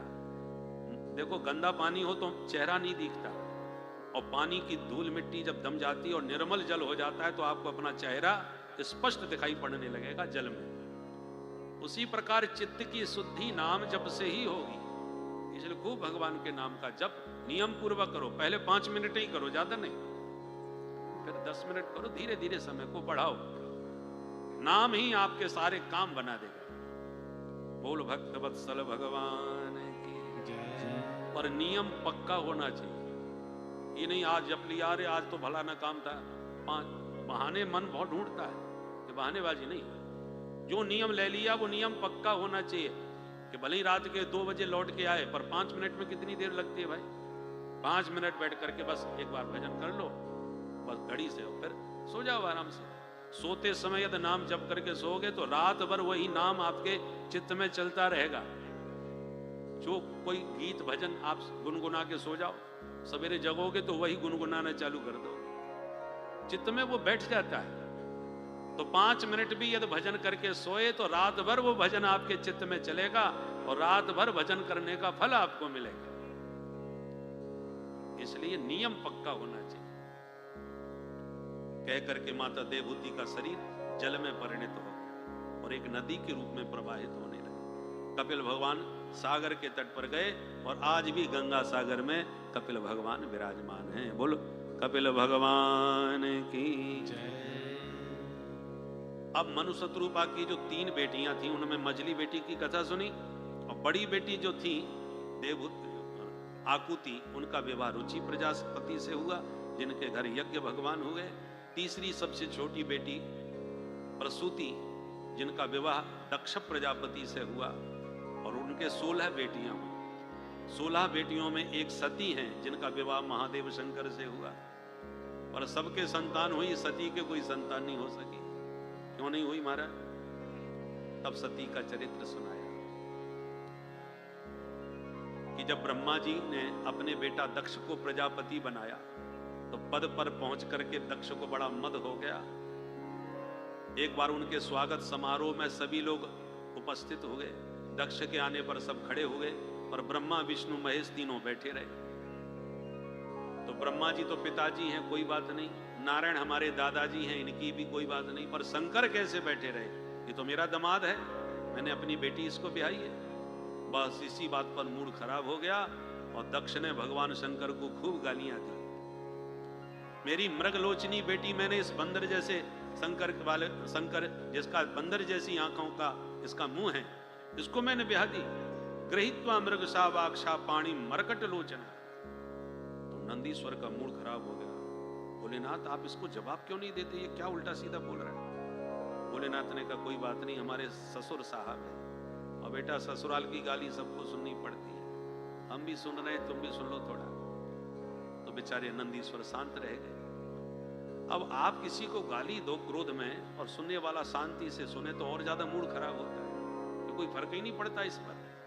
गाली देते देते अंत में दक्ष ने शाप दे दिया, मैं शंकर को शाप देता हूं आज के बाद किसी भी यज्ञ में इसको कोई भाग न दिया जाए। जब शाप दिया तो नंदीश्वर का पारा गर्म हो गया, उठ के एकदम तिलमिला के खड़े हो गए। हे प्रजापति, पद के मद में महादेव की महिमा भूल गए, मैं भी तुम्हें शाप देता हूं, जब से आयो बड़बड़ाते जा रहे हो, तुमको बकरे का मुंह लग जाएगा।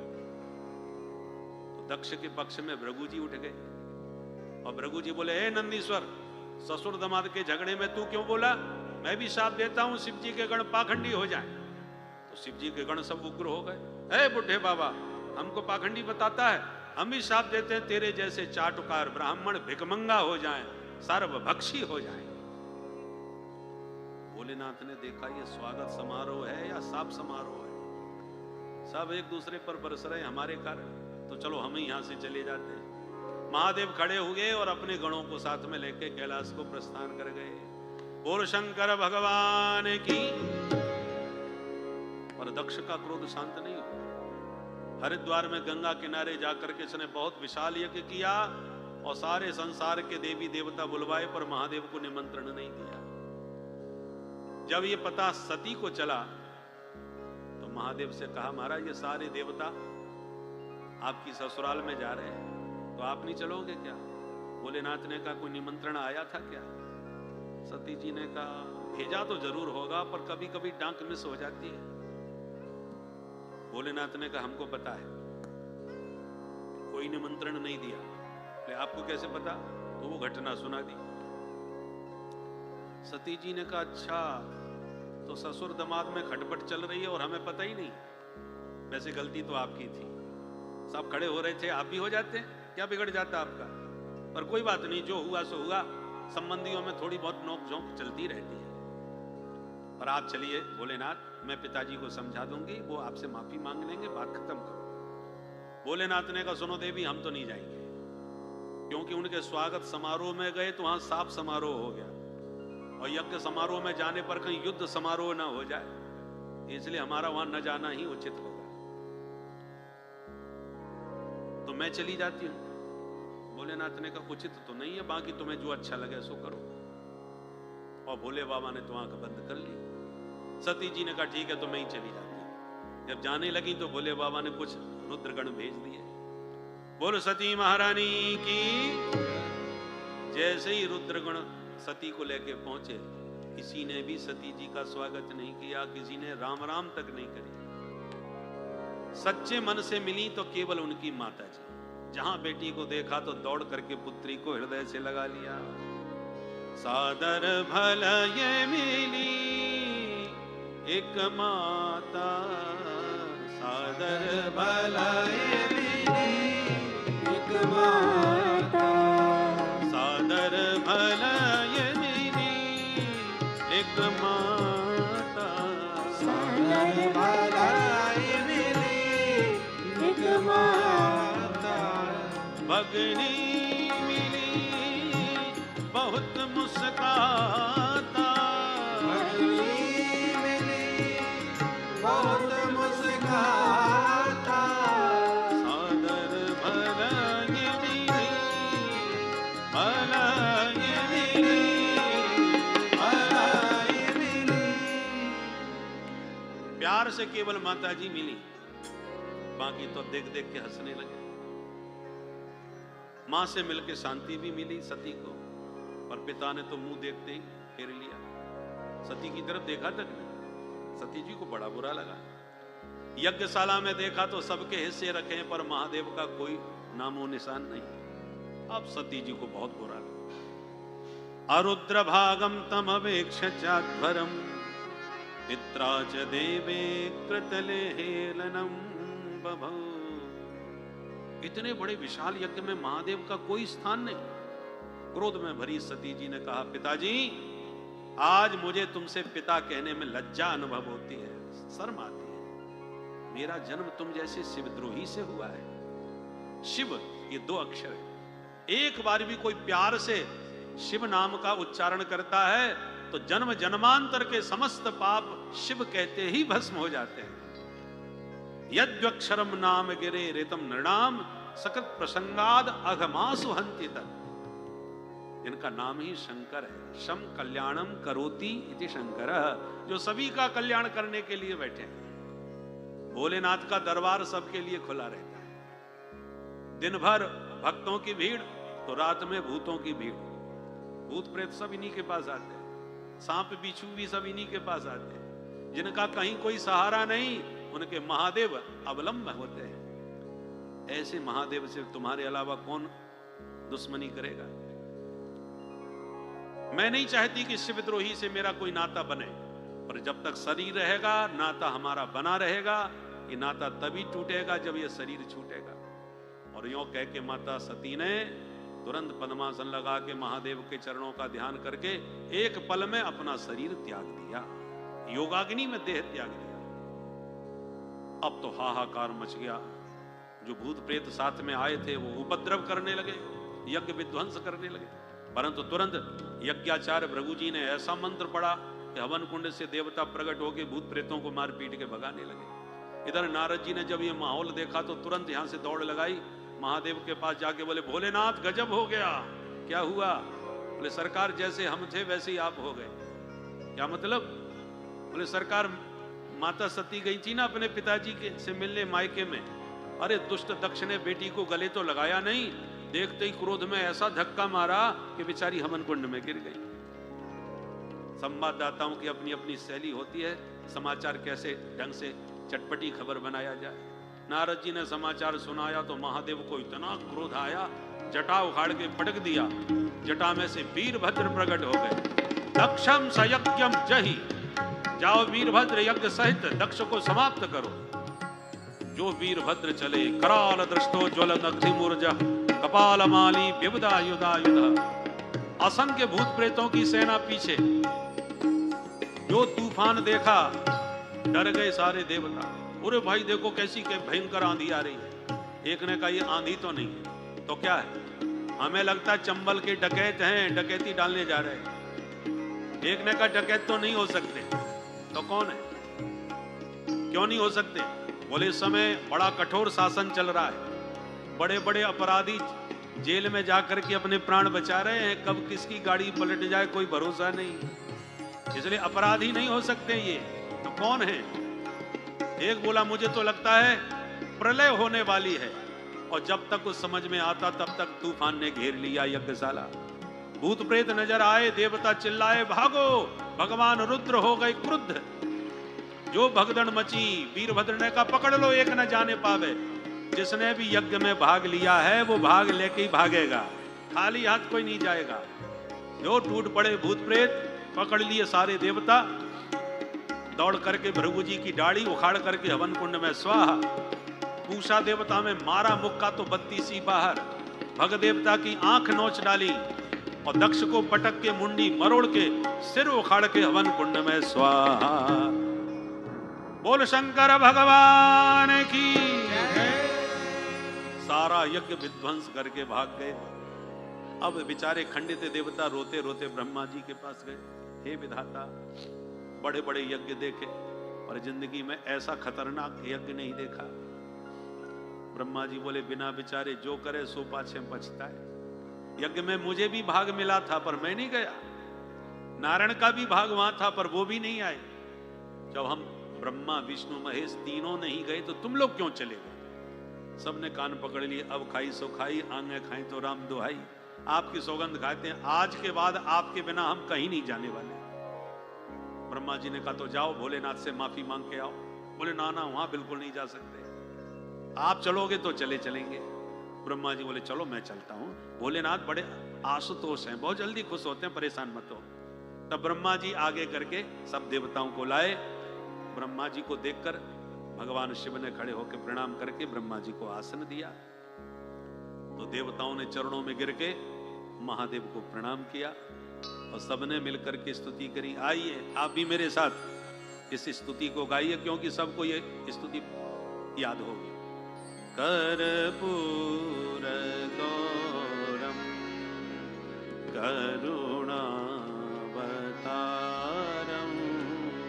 कर्पूर गौरम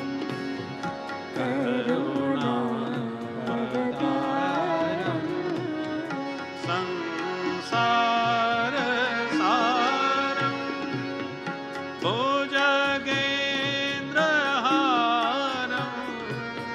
संसार सारम भुजगेन्द्रहारम सदा वसन्तं हृदयारविन्दे सदा वसन्तं हृदयारविन्दे भवं भवानी सहितं नमामि भवं भवानी सहितं नमामि कर्पूर गौरम कर्पूर गौरम। बोल शंकर भगवान की। महादेव तुरंत प्रसन्न हो गए। कहो भाई देवताओं कैसे आना हुआ? सब अपनी अपनी समस्या सुनाने लगे। प्रभु जी ने कहा महाराज इतनी पिटाई हुई कि मेरी सारी दाढ़ी नोच करके फेंक दी, बिना दाढ़ी के बहुत परेशान हो। बोले बाबा ने कहा तो पूरी दाढ़ी तो हम नहीं देंगे, अब आप आए हो हमारे पास तो थोड़ा बकरे जैसी आपको दाढ़ी लग जाएगी। प्रभु जी बोले कोई बात नहीं सरकार, हम तो फ्रिंच कट से ही काम चला लेंगे, आजकल तो फैशन में है। परंतु पूछा देवता तुरंत बोले महाराज मुझ में इतनी जोड़ का मुक्का मारा कि एक भी दांत मुंह में नहीं बचा, सारे दांत बाहर हो गए, पूरा वेदांती बन गया, कैसे भोजन करूं? बोले बाबा ने कहा सत्तू घोर घोर के पियो, दांतों की कभी जरूरत नहीं पड़ेगी। सतुआ समझते? सत्तू घोर के पी जाते। भगत देवता ने कहा मेरी आंखें फूट गई सरकार। भोलेनाथ ने कहा तुम मित्र की दृष्टि से देख पाओगे हमारा आशीर्वाद। ऐसे करके सबको संतुष्ट किया। सबने मिलकर कहा महाराज वो यज्ञ तो पूरा कर दो, वो अधूरा पड़ा है। भोलेनाथ ने कहा यज्ञ में हमें तो भाग मिलेगा नहीं। तब सबने कहा आज से जो यज्ञ में सामग्री बचेगी वो सब आपका ही भाग माना जाएगा। भोलेनाथ ने कहा जो ही राम सो ही राम, ठीक है भाई जो बच जाए वही स्वीकार है। तो चले आए यज्ञशाला में। महादेव ने कहा बोलाओ यजमान। देवताओं ने कहा यजमान का धड़ तो धरा है और सिर सुहा हो चुका है। तब भोले बाबा को दया आई और ससुर जी के धड़ में बकरे का मुंह जोड़ दिया और पुनर्जीवित कर दिया दक्ष को। दक्ष ने जीवित होते ही महादेव के चरणों में प्रणाम किया और स्तुति करने लगे। पर बकरे का मुंह है तो बकरे की भाषा में ही बकरा बोलता है ना, बम बम बम बम बम बम, ऐसा करने लगे। तो भोले बाबा को हंसी आई गई, हमारे ससुर जी की भाषा पूरी बदल गई। इसलिए आज भी महादेव शंकर जी को जल चढ़ाओ, पूजा करो तो बम बम जरूर बोलो, क्योंकि भोले बाबा को बम बम सुनते ही अपने ससुर जी की बात याद आ जाती है, ससुर जी का स्मरण हो जाता है। महादेव बड़ी जल्दी खुश होते हैं, बम बम से बहुत जल्दी खुश होते हैं। निरावलंबस्य मया बलम बम, तो बम बम भोले बाबा से पूजा करके जरूर बोलना चाहिए। महादेव प्रसन्न हो तो श्री हरि नारायण प्रकट हो गए। सारे देवताओं ने नारायण की वंदना करी। भगवान ने सबको समझाते हुए सावधान कहा अहम ब्रह्माश्चर, मैं ब्रह्मा और शंकर, हम कहने में अलग अलग हैं पर तत्वतः एक है। शिवस्य हृदयं विष्णो, विष्णोस्य हृदयं शिवः, ईषदप्यन्तरं कृत्वा रौरवं नरकं व्रजे। हरि और हर में जो भेद करते हैं वो रौरव नरक के गामी होते हैं, क्योंकि शिव जी के हृदय में नारायण और नारायण के हृदय में शिव जी विराजते हैं। अच्छा, एक प्रश्न है, बस इसी के साथ वाणी को विराम देंगे। शिव जी संहारक देवता है, सृष्टि को समाप्त करने वाले, और संहारक देव होने के नाते ये तम प्रधान है। 3 गुण है, सत्व रज तम। तमोगुण, तमोगुण का रंग है काला, तो शिव जी तमोगुण प्रधान है, तो सांवले होने चाहिए। और भगवान नारायण पालन करता है, इसलिए सत्व प्रधान है। सत्वगुण का रंग सफेद होता है, तो भगवान नारायण को गौर वर्ण होना चाहिए। पर मामला उल्टा है, जिनको नारायण को गोरा होना चाहिए वो सांवले हैं। नील सरोरोह नीलमणि नील नीरधर श्याम नीलाम्बुजस्यामल कोमल अंगम। चाहे राम जी के रूप में आए तो सांवले, कन्हैया बन के आए तो सांवले, और नारायण स्वयं सांवले। तो जिनको गोरा होना चाहिए वो सांवले हैं, और शिव जी को सांवला होना चाहिए क्योंकि तमोगुण प्रधान है। पर वे हैं गोरे, कितने? कर्पूर गौरम, कपूर की तरह गोरे हैं, देख लो। तो शिव जी गोरे कैसे हो गए और नारायण सांवले क्यों हो गए? क्योंकि नारायण 24 घंटे शिव जी के ध्यान में रहते हैं। तो शिव जी का ध्यान करते करते शिव जी की श्यामलता नारायण में समा गई, और नारायण का ध्यान निरंतर शिव जी करते हैं, इसलिए नारायण का जो गौर रूप था वो शिव जी में समा गया। शिव जी गोरे हो गए, नारायण सांवले हो गए। इसलिए दोनों एक दूसरे के पूरक हैं, दोनों एक दूसरे का आदर करते हैं। सेवक स्वामी सखा सी पिय के, इसलिए हरि और हर में कोई भेद नहीं है।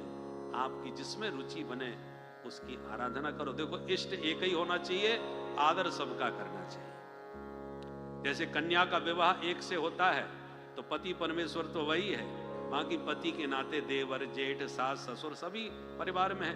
यथा योग्य सभी से संबंध बन जाता है, सभी का यथा योग्य आदर सम्मान करना पड़ते हैं। कितने तो ससुर होते हैं, चचिया ससुर, फपुआ ससुर, ममिया ससुर, बाप के समान सभी का आदर देना पड़ता है। किसके नाते? पति के नाते।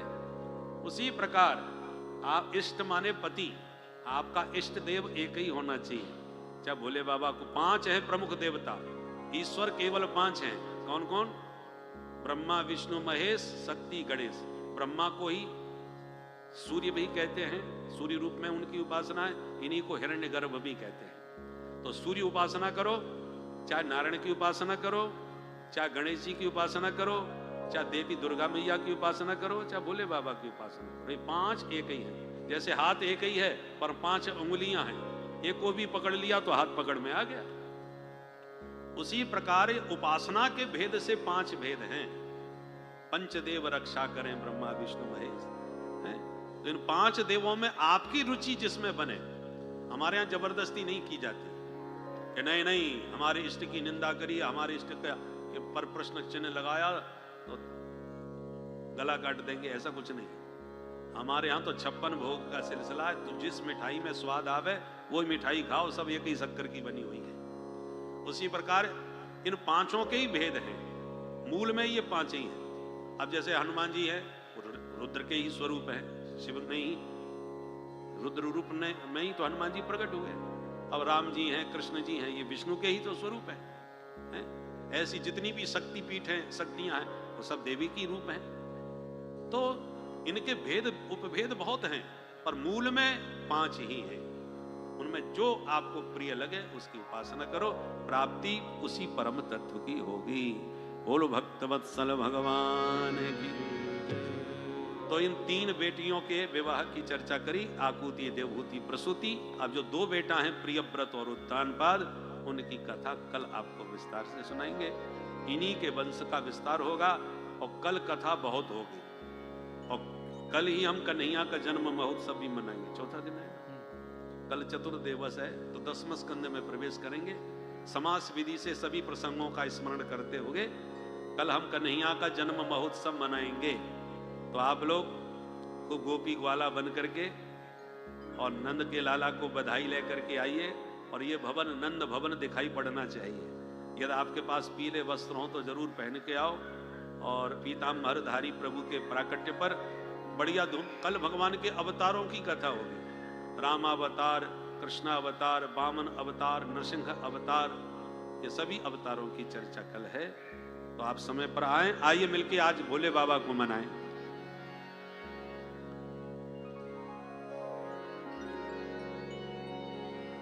बोल शंकर भगवान की।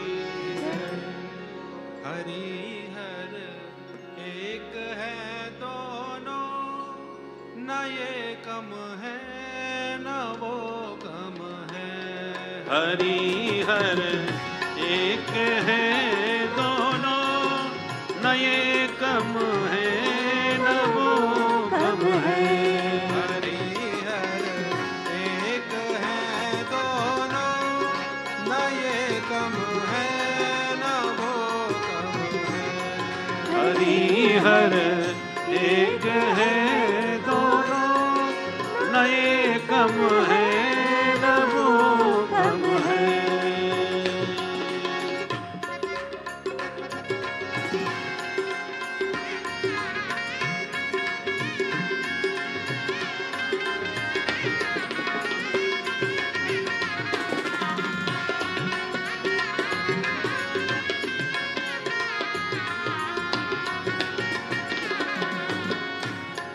इन्होंने सिंधु को डांटा, उन्होंने राक्षस काटा। इन्होंने सिंधु को डांटा, उन्होंने राक्षस काटा, उन्होंने राक्षस काटा। ससुर अपमान करने में, ससुर अपमान में, न ये कम है न वो कम है। ससुर अपमान करने में, न ये कम है न वो कम है। हरि हर एक है दोनों, न ये कम है न वो कम है। हरि हर एक है दोनों, न ये कम है न वो कम है। हर हर महादेव।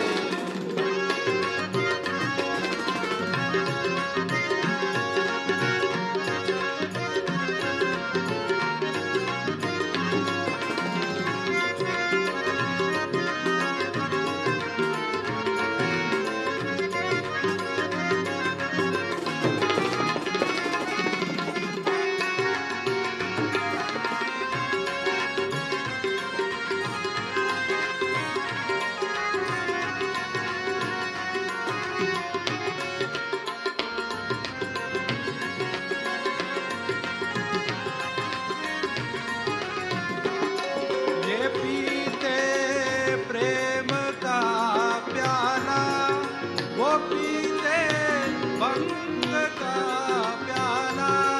ये पीते प्रेम का प्याला, वो पीते भंग का प्याला, वो पीते राम रस प्यारा।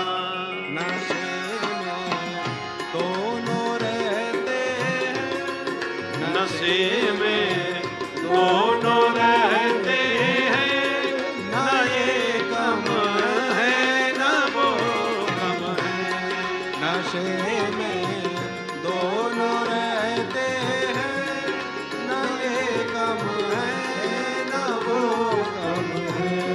हरि हर एक है दोनों, न ये कम है न वो कम है।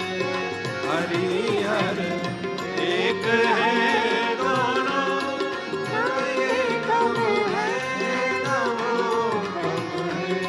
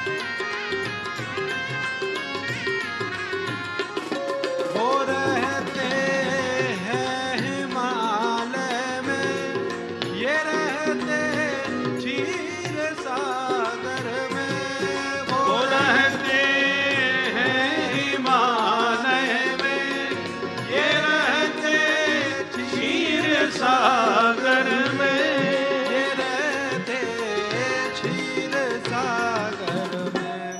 ससुर घर दोनों रहते हैं, ससुर घर दोनों रहते हैं, ना ये कम है ना वो कम है।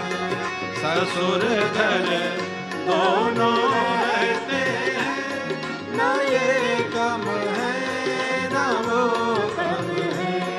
हरिहर एक है दोनों, ना ये कम है ना वो कम है। हरिहर एक है दोनों, ना ये कम है ना वो कम है। हरिहर एक है दोनों, ना ये कम है ना वो कम है। हरिहर एक है दोनों, न ये कम है न वो कम है। ओ ना ये कम है ना वो कम है। ना ये कम है ना वो कम है। ना ये कम है ना वो कम है। ना ये कम है ना वो कम है। बोल शंकर भगवान की जय। नमः पार्वती पतये हर हर बोलो व्यास महाराज की, श्रीमद् भागवत महापुराण की जय। जोरदार ताली बजाइए मित्रों व्यास जी के लिए। 2018 में मैं वृंदावन धाम में परिक्रमा मार्ग पे परिक्रमा लगा रहा था और आश्रम में प्राय गुरुदेव पोगड़ा आश्रम में आपकी कथा हो रही थी। जैसे हम आ रहे थे तो कर्पूर गौरम करुणावतारम गुरु जी ये पद गा रहे थे। मेरा मित्र जो मेरे साथ था सरवण भैया, मैंने कहा भैया चलो कथा में बैठ जाते। उन्होंने कहा नहीं नहीं उनकी कथा तो चलती रहती है, बाद में बैठेंगे, अभी परिक्रमा लगाओ। आज तो क्या परम सौभाग्य कि हमारे त्रिवेणी मंदिर इतने साल बाद पूज्य गुरुदेव जी महाराज यहाँ पधारे हैं और हमारे मंदिर में कर्पूर गौरम करुणावतारम पद सुना रहे हैं। एक बार और जोरदार ताली बजाइए। इस त्रिवेणी मंदिर में दिव्य भागवत महापुराण, श्री रामचरितमानस की कथा और महाशिव पुराण की कथा की संगम होती है। और आज एक ही सेशन में, एक ही कथा में पूज्य गुरुदेव जी ने भागवत सुनाए, महाशिव पुराण भी सुनाए और भगवान श्री राम की कथा भी सुनाए थे। एक बार और जोरदार ताली बजाइए मित्रों। ये सबके सामर्थ्य नहीं होते हैं मित्रों, हमारे परम सौभाग्य में सबसे निवेदन करता हूँ, प्रार्थना करता हूँ, आते रहिए। कल भगवान श्री कृष्णचंद्र की जन्म हम मनाएंगे, उसके बाद सबसे मधुर बाल लीला, फिर गोवर्धन पूजा, रुक्मिणी विवाह इत्यादि इतने सारे सुंदर सुंदर कथा। और क्या सौभाग्य इस श्रवण मास में सुनने को मिला। तो आते रहिएगा।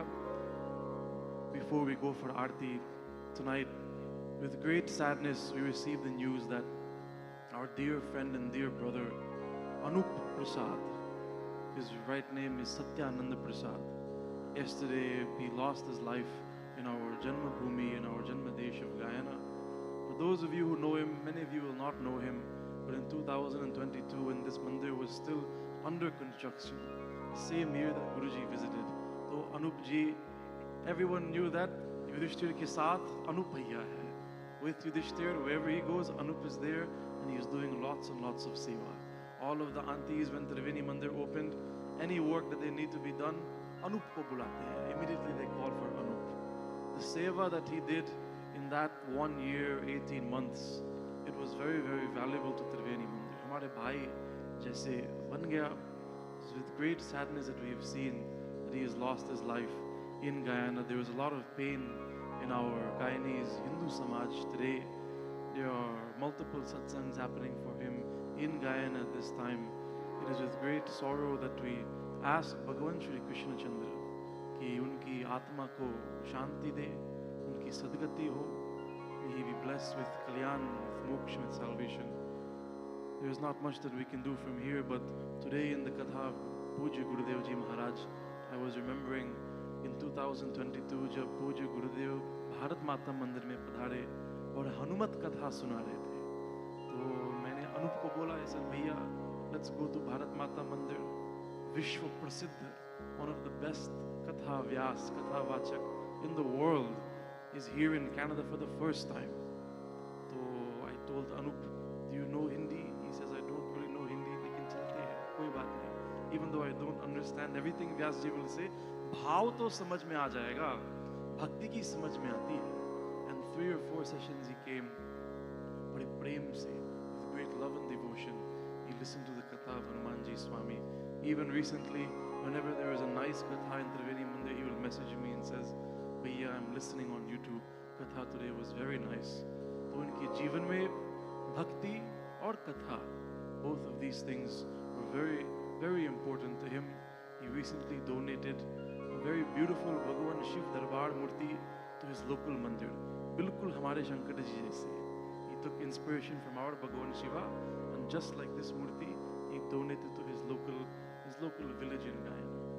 So we pray to Bhagavan Shri Krishna, we pray to Bhagavan Shiva to please bless his Atma and to please bless his परिवार, उनके परिवार को शक्ति दे, they will have the strength to bear this loss.